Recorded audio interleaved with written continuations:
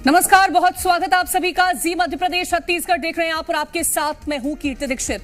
छत्तीसगढ़ के कई जिलों में इन दिनों हाथियों ने उत्पात मचा रखा है। इन हाथियों के कारण जहां किसानों की फसलों को नुकसान हो रहा है तो वहीं दूसरी ओर लोगों की जान को भी खतरा है। सुनो सरकार में आज बात इसी मुद्दे पर होगी, जब प्रशासन की ओर से हाथियों को रोकने के लिए कई तरह के नियमों का हवाला दिया जाता है, तो फिर क्यों इन हाथियों की आतंक से निजात नहीं मिल रहा।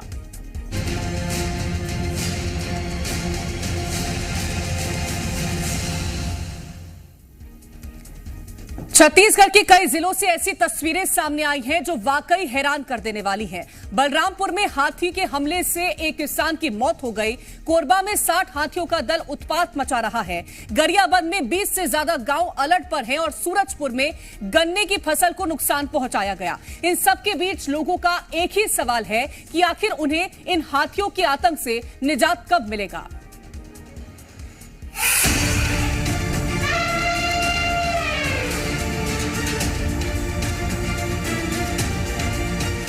छत्तीसगढ़ के किसानों के लिए एक बड़ी चुनौती है हाथी, जो कि आए दिन उनकी फसलों को नुकसान पहुंचाते हैं। हाथियों के बड़े बड़े झुंड किसानों की फसलों को रौंद डालते हैं, खा डालते हैं और किसान बेबस नजर आता है। कई बार कई तरह के इस मामले में दिशा निर्देश जारी किए गए, लेकिन हालात अभी जस के तस हैं और किसान अभी भी परेशान। सूरजपुर जिले में लगभग पिछले 15 दिनों से 50 हाथियों का दल अलग अलग क्षेत्र में विचरण कर रहा है और जबरदस्त तबाही मचा रहा है। जहां एक ओर कई मकान तोड़ दिया गया है हाथियों के द्वारा, वहीं हजारों एकड़ फसल बर्बाद कर दी गई है। बावजूद इसके ग्रामीण लगातार वन विभाग को जानकारी दे रहे हैं, लेकिन वन अमला मौके पर नहीं पहुंच रहा है। अब जरा ये तस्वीर देखिए। बलरामपुर, कोरबा, गरियाबंद और सूरजपुर से आई तस्वीरों को देखकर आप अंदाजा लगा सकते हैं कि हाथियों ने किस कदर आतंक मचा रखा है और इसके कारण किसानों को किस कदर नुकसान झेलना पड़ रहा है। बलरामपुर में हाथी के हमले में एक किसान की मौत हो गई। वहीं कोरबा में 60 हाथियों का दल उत्पात मचा रहा है। गरियाबंद में 20 से ज्यादा गाँव अलर्ट पर हैं और सूरजपुर में गन्ने की फसल को नुकसान पहुँचाया गया है। 5-6 एकड़ में पूरा बर्बाद कर दी, जो कि जंगल विभाग गए थे देखने के लिए, स्वयं मेरा फोटो भी लिए, खेत का फोटो लिए। आज तक उसका कोई सुनाई नहीं, जो कि हाथी अभी मोहल्ली में पड़े हुए हैं अगल बगल में। इन लोगों को नुकसान हम लोगों को बहुत पहुंचा रही है। हम लोगों का जान का ही डर है, जब फसल खत्म हो जाएगा तो जान ही नहीं ले सकते हैं। अभी तक फसल के नुकसान ही हो रहा है। अब हम लोगों के पास तो कोई पुख्ता सुरक्षा नहीं है, लेकिन देखकर चलते हैं, अपनी सुरक्षा बना के चलते हैं। ये तस्वीर कई तरह के सवाल खड़े कर रही है। मामले पर वाकई ध्यान देने की जरूरत है, क्योंकि इसके कारण अन्नदाताओं की फसलों को नुकसान होने के साथ साथ लोगों को भारी नुकसान से गुजरना पड़ रहा है।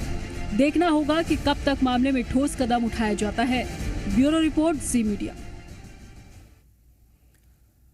तो एक तरफ ये तस्वीरें हैं और दूसरी ओर सरकार की ओर से क्या कुछ कदम उठाए गए हैं, चलिए आपको वो बता देते हैं, जिसका असर फिलहाल देखने को नहीं मिल रहा है। छत्तीसगढ़ के जंगलों में हाथियों के मूवमेंट की हाईटेक मॉनिटरिंग शुरू कर दी गई है। इसके लिए एआई आधारित Chhattisgarh elephant tracking and alert app विकसित किया गया है। उद्दंती सीता नदी टाइगर रिजर्व में इस ऐप का उपयोग किया जा रहा है। 10 किलोमीटर के इलाके में हाथियों के रियल टाइम मूवमेंट का अलर्ट ग्रामीणों के मोबाइल पर सफलतापूर्वक भेजा जा रहा है और इस ऐप में ग्रामीणों के मोबाइल नंबर और जीपीएस लोकेशन का पंजीयन भी किया जाता है। जब एलिफेंट ट्रैकर्स द्वारा हाथियों के मूवमेंट का इनपुट ऐप पर दर्ज किया जाता है तो ऐप द्वारा ग्रामीणों के मोबाइल पर इसका अलर्ट दिया जाता है।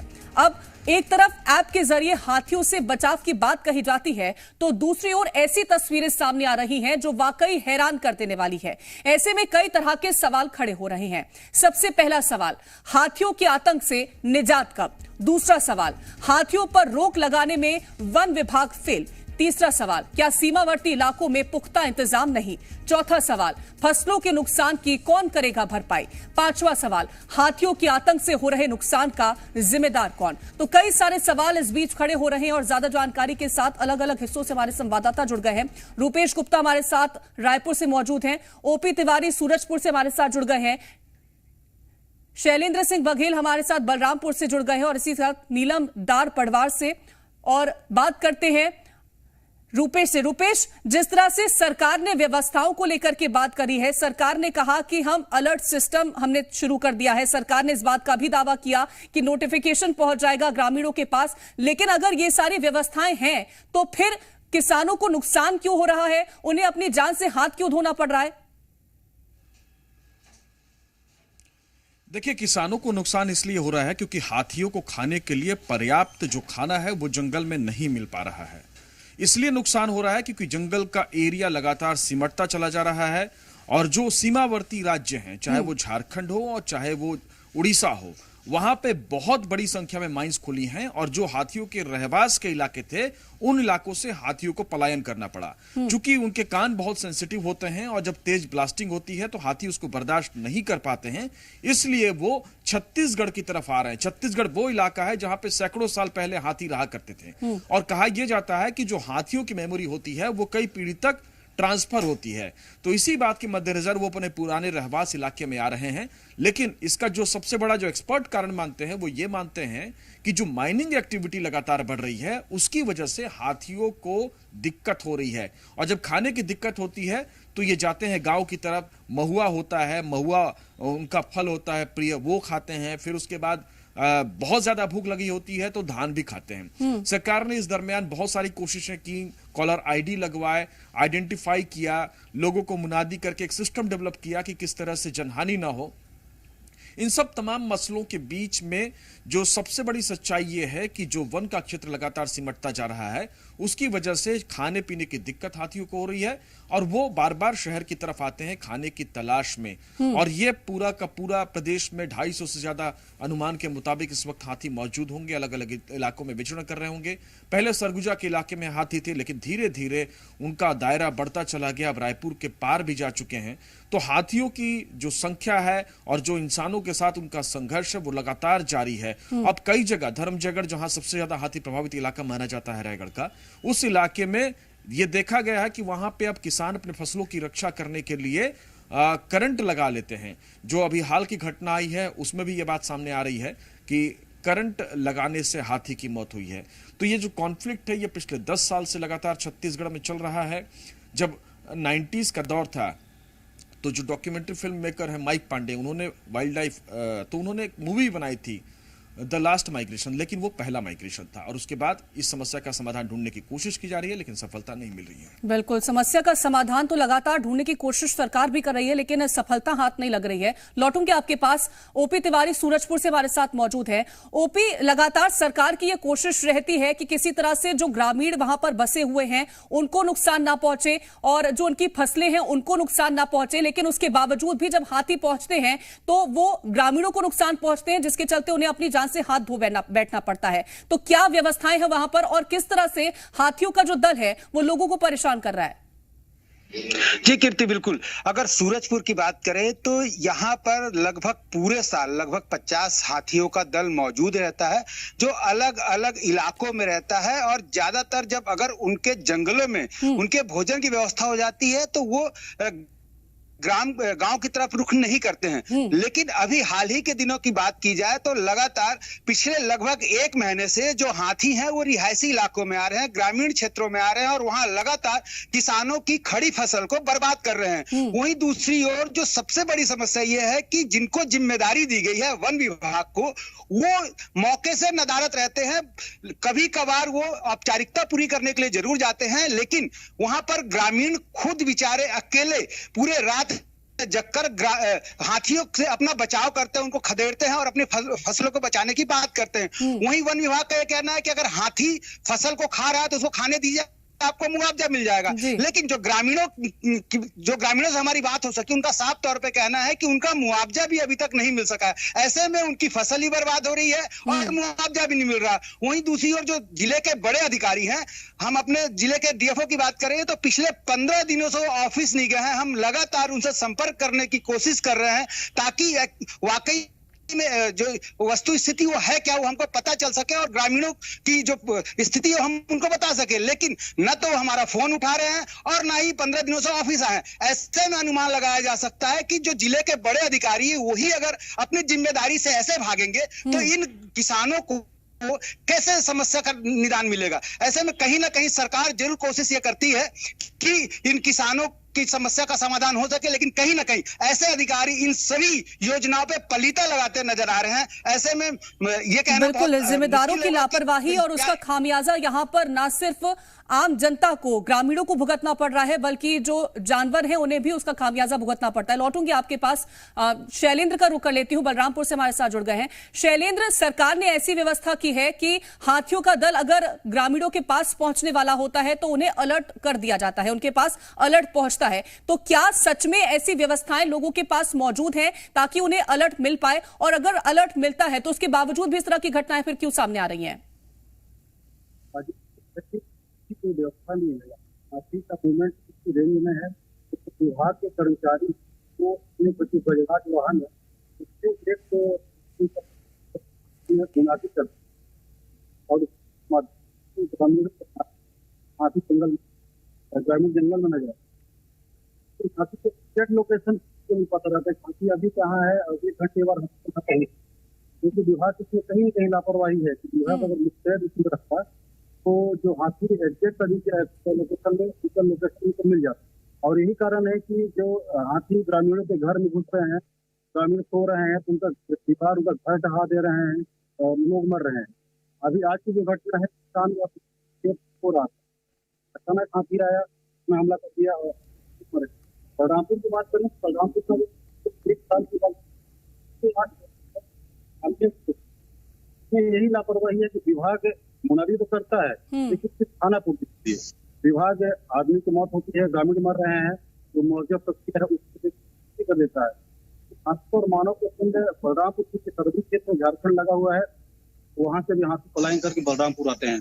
और बलरामपुर जिले में जो जंगल फॉरेस्ट लगातार कट रहे हैं और ये वजह है कि हाथी को जो घर है उजड़ रहा है और हाथी अब कहीं न कहीं जंगल से निकल के जो रिहायशी क्षेत्र है, जो ग्रामीण क्षेत्र है वहां पहुंच रहे हैं और लोगों के बीच संघर्ष जारी है। लोग उसकी जान गंवा रहे हैं, साथ साथ उनको जो फसल है फसल में उनको नुकसानी हो रही है। ठीक है शैलेंद्र, बने रही और भी जानकारी आपसे लेंगे। नीलम पटवार हमारे साथ हैं कोरबा से। नीलम, ना तो ग्रामीण अपने घरों में सुरक्षित हैं क्योंकि हाथियों का जो दल है वह वहां पर पहुंचता है, उन पर अटैक करता है और कहीं ना कहीं उन्हें अपनी जान जो है वो खोनी पड़ती है, और ना ही वो अपने खेतों में सुरक्षित हैं, ना ही उनकी जो खेतों में फसलें हैं वो सुरक्षित हैं। तो व्यवस्थाएं किस कदर काम कर रही हैं? वो हाथी के रहवास के लिए अनुकूल है और यहाँ पे हाथियों को बसाने के लिए वहाँ के उसके लिए एक स्पेशल एलिफेंट रिजर्व जोन बनाने की बात पिछले कई सालों से चल रही है, लेकिन आज तक वो एलिफेंट रिजर्व जोन नहीं बन पाया है और जंगल लगातार कटते जा रहे हैं, जिसके कारण हाथी जो है जंगल से निकलकर रहवासी क्षेत्रों में आ रहे हैं। रहवासी क्षेत्रों में आने के बाद वन विभाग ये तो कहता है कि हम उसको बचाव के लिए कई तरह के उपाय अपना रहे हैं और उपाय अपनाए भी गए हैं, जैसे कि उनको पटाखे दिए गए हैं, नर्तक दल द्वारा जागरूकता फैलाई गई है, मुनादी कराया गया है, लेकिन ये काफी नहीं है कि क्योंकि हाथी जो है दिखने में बड़ा जानवर है, लेकिन जिस कदर वो चलता है और जिस कदर वो तैरता है आप यकीन नहीं कर पाएंगे कि वो 1 घंटे में अभी यहाँ है तो 1 घंटे बाद कहाँ होगा। वन विभाग ये सोचता है कि अभी हाथी जिस क्षेत्र में उस क्षेत्र की हम देख रेख कर रहे हैं, लेकिन रातों रात वो रहवासी क्षेत्र में जाता है, वहाँ मवेशियों को मारता है, उनके फसलों को बर्बाद करता है, किसानों के फसलों को बर्बाद करते उनके घरों को तोड़ रहा है और मानव द्वंद भी हो रहा है, जिससे मानव की भी मौत हो रही है।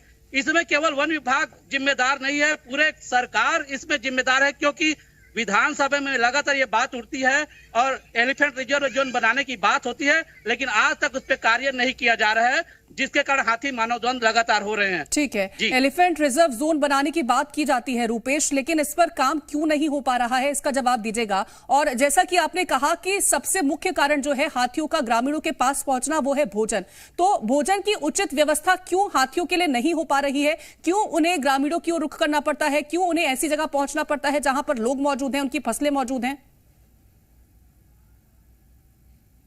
देखिए, जो एलिफेंट कॉरिडोर है, लेमरू प्रोजेक्ट है, लेमरू कॉरिडोर है, उस कॉरिडोर को लेकर के पिछले 7 साल से प्रदेश की सियासत गरमाई हुई है। जब डॉक्टर रमन सिंह मुख्यमंत्री थे तब एलिफेंट कॉरिडोर बनाने की बात आई थी, लेकिन बाद में अचानक से उसका जो एरिया है वो एरिया 2000 किलोमीटर से घटा करके 400 किलोमीटर कर दिया गया। तो 400 किलोमीटर यानी 20 किलोमीटर इधर, 20 किलोमीटर इधर। तो उसके बाद वहां पे हाथी कैसे रहेंगे, ये अपने आप में बहुत बड़ा सवाल है। दूसरी चीज कि जब छत्तीसगढ़ में कांग्रेस की सरकार आई तो कांग्रेस की सरकार ने उसको बढ़ा करके 2000 किलोमीटर किया, लेकिन 2000 किलोमीटर करने के बावजूद वहां पे जो गांव वाले हैं, गांव वालों ने विरोध किया कि हमको एलिफेंट कॉरिडोर में न रखा जाए।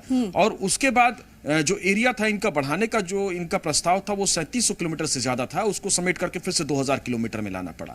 लेकिन जो कागजी कार्रवाइयां हैं, सरकार यह आरोप लगाती है कि केंद्र, हमने अपनी ओर से कार्रवाई पूरी कर दी, अब केंद्र सरकार को नोटिफिकेशन करना है, तो केंद्र सरकार ने नोटिफिकेशन नहीं किया है, तो नोटिफिकेशन के प्रोसेस में वो मामला अटका हुआ है। लेकिन जो बाकी एक्टिविटी है, वो बाकी एक्टिविटी सरकार करने का दावा कर रही है, कितनी जमीन पर है, कितनी हवा में है, ये समीक्षा का विषय है। लेकिन बड़ा सवाल यह है कि जब हाथियों के बहुत सारे वीडियोस हमने देखे हैं, उसमें एक चीज की जो बात नजर आती है, वो ये बात नजर आती है कि जैसे ही हाथी गांव के आसपास पहुंचता है तो लोग सेल्फी लेने के लिए, देखने के लिए कौतूहलवश उनके पास जाते हैं, और फिर हाथी गुस्साता है और पलट करके अटैक करता है। और इस तरह के इंसिडेंट्स लगातार होते हैं, तो वो इंसान को अपना दुश्मन मानने लगता है और फिर जहां आदमी दिखता है वहां पे उसको सीधे सीधे अटैक करता है। तो ये एक साइकोलॉजी है जो हाथियों की है। दूसरी बात कि एलिफेंट कॉरिडोर बन गया, लेकिन एलिफेंट कॉरिडोर में आप ये सुनिश्चित नहीं कर सकते कि वहां पे सारे हाथी रह जाएं। आप वहां पे व्यवस्था सुनिश्चित कर सकते हैं कि ज्यादा से ज्यादा पानी हो, ज्यादा से ज्यादा पेड़ लगाए जाए, लेकिन पेड़ लगा करके बढ़ने में भी 15-20 साल लगते हैं। एक जो सबसे बड़ी हसदेव अरण्य को लेकर के लंबे समय से प्रदेश में आंदोलन चल रहा है, उनकी डिमांड यही है कि हसदेव में बिल्कुल भी माइनिंग ना की जाए। राहुल गांधी खुद यहां पहुंचे थे तो उन्होंने कहा था कि इस इलाके में माइनिंग नहीं होगी, और उसके बाद प्रदेश की कांग्रेस सरकार बनी तो एक केस को छोड़ दिया जाए तो सारे केसेस में दूसरे माइंस वहां पे नहीं खुले थे। जयराम रमेश जब सेंट्रल में पर्यावरण मंत्री थे तब यहां पे 4 कोल माइंस दिए गए थे, लेकिन 4 में से सारे माइंस को कैंसिल करके नो गो जोन बनाया गया। लेकिन उसके बाद केंद्र में मोदी की सरकार आई, फिर पॉलिसी बनी और पॉलिसी में फिर दूसरे बदलाव हुए। लेकिन यह पूरी राजनीतिक बात है। राजनीतिक बात से अगर लोगों की बात करें तो लोग परेशान हैं, लोग शिकार बन रहे हैं, कॉन्फ्लिक्ट लगातार बढ़ रहा है। सरकार ने बहुत सारी कोशिशें की, अलग अलग हाथी के दल बुलाए जो एक्सपर्ट हैं, केरला के, असम के, जो एलिफेंट एक्सपर्ट्स माने जाते हैं, उनकी राय ली, उनके सेमिनार्स कराए।